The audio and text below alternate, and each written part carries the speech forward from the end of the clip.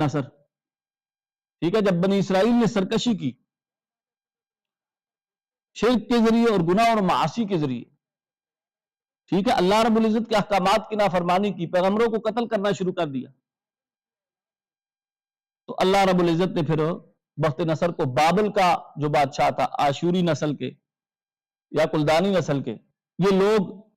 ان کے اوپر مسلط ہو گئے، اللہ نے ان کو اٹھایا اور انہوں نے کیا کر دیا، فلسطین و شام پر حملہ کر دیا بنی اسرائیل کے اوپر، اور پھر ان کے گھروں میں گھس گئے، ان میں ہمت نہ ہوئی کہ ان سے،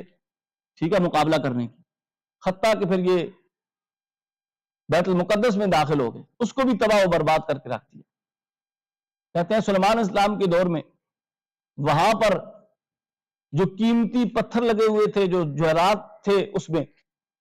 وہ سب کچھ اٹھا کر وہ لے گئے، کہتے ہیں 70 بیل گاڑیوں میں انہوں نے وہ سامان لادا اور وہ لے گئے۔ بہرحال بڑی تباہ و بربادی انہوں نے وہاں کی، اور بعض کہتے ہیں کہ اس سے مراد یہ پہلی مرتبہ انہوں نے سرکشی کی تو جالوت کو ان کے اوپر مسلط کر دیا گیا، جالوت نے، ٹھیک ہے، انہیں تباہ و برباد کیا۔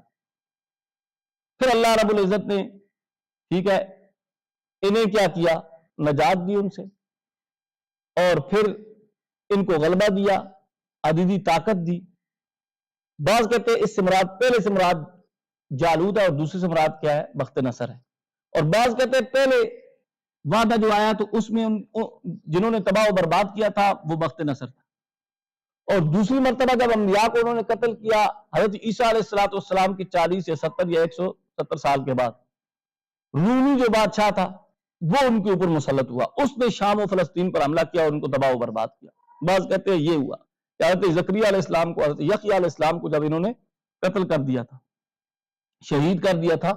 تو اس وقت ظاہر بات ہے اس کے بعد پھر ان کی سرکشی جب بڑھی تو پھر اللہ نے ان کے اوپر رومیوں کو مسلط کر دیا۔ قرآن کریم میں آتا ہے نا وَكَذَلِكَ نُوَلِّي بَعْضَ الظَّالِمِينَ، اللہ پھر جب یہ ظلم کرتے تو یہ بھی ظالم ہے، تو ظالموں کو بعض ظالموں کے اوپر اللہ کیا کر دیتے ہیں، مسلط کر دیتے ہیں۔ وَجَاسُوا خِلَالَ الدِّيَارِ، وہ گھس گئے خلال دیار، گھروں کے درمیان، وَكَانَ وَعْدًا مَفْعُولًا،